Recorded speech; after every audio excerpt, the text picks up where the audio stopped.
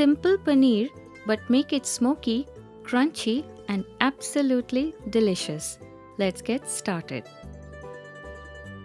Let's begin by burning a coal piece until red hot.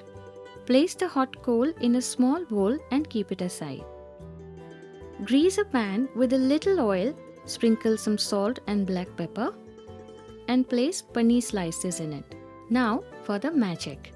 Place the charcoal bowl inside the pan. Pour ghee over it and quickly cover with a lid. Let that smoky flavor infuse properly into the paneer. After a few minutes, remove the coal. Flip the paneer gently and cook till both the sides turn golden brown. Crisp outside, soft inside. Perfect. Moving ahead, for the crunchy coating, dry roast some coarsely grounded walnuts, pistachios and almonds. Roast till aromatic. Mix and let them cool. Now for the herbed oil.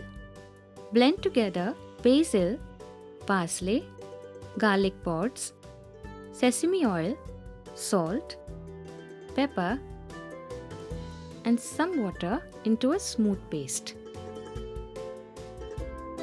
Coat each smoked paneer piece with this herb paste. Roll it in the roasted dry fruits, pressing gently. Pressing will ensure it coats perfectly. Bake in a preheated oven at 180 degrees Celsius for about 5 to 7 minutes.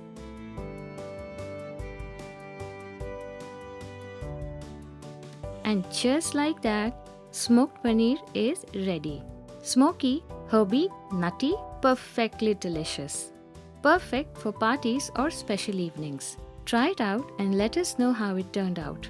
Until next time, eat well, live well, and stay blessed.